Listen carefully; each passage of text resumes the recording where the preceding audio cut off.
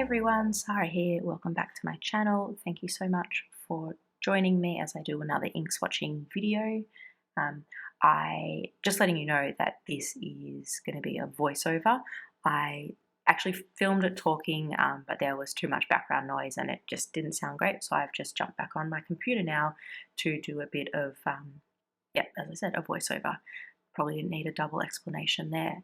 But if my words and my hand movements don't seem aligned, that is why. I will try my best, but I do know that I talk a lot with my hands. So let's jump in. Usual stuff being used: my trusty measuring cup, my Pilot Iro Utsushi dip pen, and my Stalogy ink journal. Today I'm going to be swatching the 3 Colorverse inks that I have and the 3 Sailor inks that I have. We are going to start with Colorverse Matter.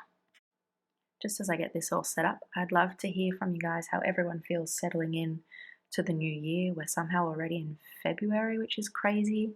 I went into my work this week to just touch base with everyone because I start back up. My maternity leave finishes up in a couple of months. I don't know, it feels wild. It seems every year as I get older, time just goes faster and faster and faster. But yeah, let me know, how's everyone settling into their new work year, new life year, whatever it would be, into 2023. So as I said before, first ink we're swatching is Colorverse Matter. This is a grey. It's part of the sets when they released the 2, and it's matter and antimatter. I don't have a sample of antimatter, but that is also a grey ink. I guess I'm on the search for a grey ink that is like a true grey, so it's not black, but that is also quite legible. And I quite like this one. I don't know if it maybe is a little bit similar to Pilot Iroshizuku Kirisami, or am I just thinking that because it's on the warmer side? No idea what I'm doing there, but let's just ignore it. I haven't written with this in a pen. I've just done little bits with the dip pen with this one before, but I would be intrigued to see what it's like, in a proper fountain pen, because I do wonder if it would be a touch too light, but I'm definitely excited to give it a go. If you guys have found that grey that is dark enough that it isn't a black, it is a grey, let me know. Robert Oster Thunderstorm comes to mind. I do quite like using that one. I'm always I just love it when people give me like ink suggestions. When I ask these questions, it's not just like a token comment, but like I am genuinely interested, and I do go and like Google sometimes straight away, which isn't a good thing because I in the middle of something, oh no, I want to go look at this ink color. I look up and add to lists and think about everything you guys chat about. It does pull like on the borders of that, where there's more ink there's almost like touches of green in the pooling, which is also pretty cool. I would hazard a guess if you did some chromatography with this, there might be a bit of blue in it, and I wonder if that's where those borders are coming from. Next up is Colorverse Proxima B, which is a blue, darker blue, and I'm actually excited to ink this one up into a pen. I don't know why, but I haven't swatched it here before, but I've swatched it on like my little card that I have, and I just liked it as I put it down. So really excited to give this one a go. Just as I get it already, I'd also love to know if you guys have a go-to Colorverse ink. My parents are going to South Korea soon for a holiday, and I am thinking about seeing if they have some spare time and maybe could go to a stationery shop. Then maybe I could pick up some different ink, and I of course would love to be able to go with South Korean brands because that's where they are. And I just noticed there as I do this voiceover that I started writing without even doing the swatch, so good thing I noticed. But there's the swatch there, and what jumps out at me straight away is when you look at the outer bit of the circle where the lighter bit of ink is, it's almost got these like purpley greys to it, and then as you go into where it pools, you can see like it's almost like these additional layers and it gets more blue. I'm really drawn to that, and then as it dries, it's becoming more and more of that warmer blue. I think that's where my sweet spot with blues are going to be, in that warmer, bordering on blurple blue. But I I really like it. So far, the two Colorverse swatches that I've done, yeah, they have like I was going to say muted, but it's like a darker, moody grunginess something to them, which is definitely my wheelhouse. Even though it's a voiceover, still drinking tea, so I'm just going to take a sip now. I am very aware that sometimes, like today, my voice sounds grumbly. I hope it doesn't sound vocal fry-y. Not tired, not sick. It's kind of just how my voice sounds, but I also find that sometimes drinking some hot liquid makes it sound a little bit better. It's possibly, or maybe it's just drinking water. It could be because I'm just chronically dehydrated because all my baby does is breastfeed. Don't know how that's going to work when I go back to work. Oh God, now I'm spiraling thinking about it. All right, how about voiceover, Sarah? We focus back on what's happening, which is the third and final Colorverse ink that I have. And this one I am really excited to swatch and use. It's a green ink. I really like the color green, but for some reason I haven't delved too much into green inks. I've been really just loving this kind of purpley pink area, but green is really a color I want to explore because I do really like it. So this is Colorverse Able. I don't know offhand what the pairing of Proxima, B, and Able are. I got these samples from the Desk Bandit, and you don't have to buy the samples as a set there. You can just get like a 2 ml sample of either one, and so I just picked out ones that I liked. So we'll just wait for the reveal, and there it is. Oh my God, I love it. It almost matches my placement underneath perfectly, doesn't it? So for me, that is a medium-ish green, probably more on the blue side of green than the yellow. Probably sage-ish is what I'd call it. But again, I'm pretty consistent in what I like, aren't I? It's that muted, grungy, I need another descriptive word. Let me know what adjective you think describes my color preferences, because they definitely all fit within the same family. What I find promising and exciting about this ink is that even with the dip pen, which is a fine point, big truck going by, that still is really legible to me, which is always exciting, because I do find sometimes with the muted ones, when you actually get it into a pen, it's really hard to read. But looking at that writing sample there, I think it looks great. So just doing a close-up of the three. Now I think the Able is going to have some really nice shading in it. I cannot wait to use it. Yeah, and turning over to look at played through little bits, but it's swatches, so it's kind of to be expected. Next up are the three Sailor inks I have, and two of these you would have seen already because I have two of them in my currently inked for February. So the three Sailor inks I have are Sailor Studio 123, Sailor Studio 224, and Sailor Yoi, which is actually part of another like family, but I've forgotten the name. So first up is Sailor Studio 123. This is a very popular ink because it's a chroma shading ink, which means, for those who don't know, that it shades to different colors, and it's just really cool to see.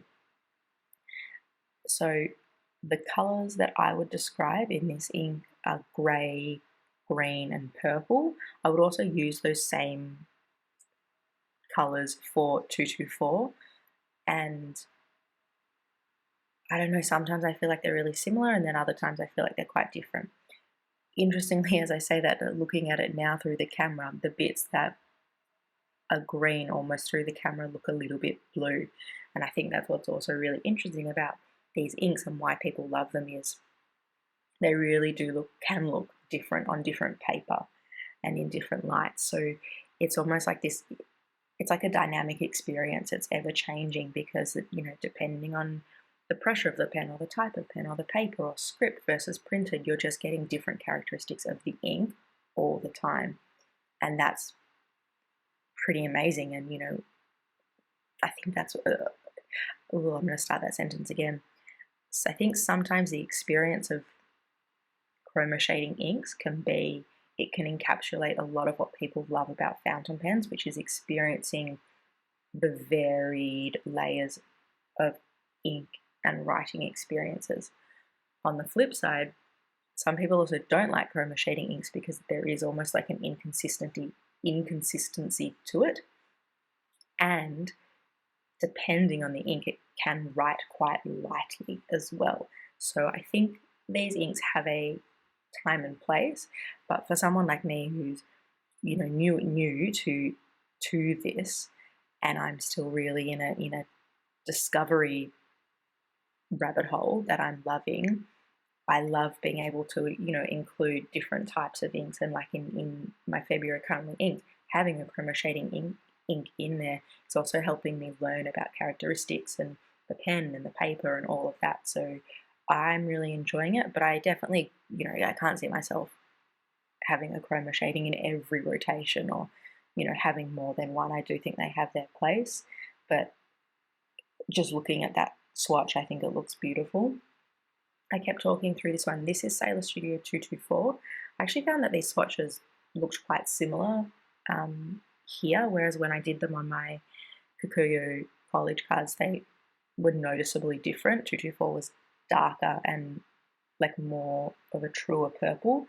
I think I even checked that I'd swatched in I took it out of the right vial because I was surprised at how similar they look. Looking through the camera though, I do think 224 looks darker, and the purple in Sailor Studio 123 almost leans more towards a pinky warm, so they are different.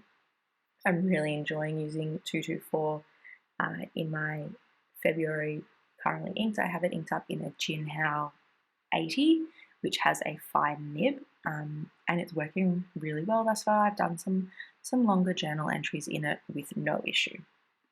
The final ink that I'm going to swatch today, which is my third Sailor, is Sailor Yoy, Y-O-W. Just as I finish writing that up there. This ink is really interesting. Having written it now for like around 10 days, I started just this rotation just before the start of February. In February, I'm using mostly purples, and when this ink goes down, to me it reads as purple. What's interesting is as it dries, it goes to like almost like a grey, but it's really sensitive to, I think, different paper and how much is going down, because I've seen in other people's swatching videos it reads more green or more blue. Leanne Likes did a swatch with this one, and her sample read a lot more blue than what I'm writing with. So I just think it's such a complex ink. It's really interesting, and the pen that I have in it is just writing beautifully. I have it in my Moonman and A1, apologies, and it is just writing so smoothly, so beautifully. I'm just loving everything about it. So I look at that, purple, absolutely purple, yeah, there's no questions.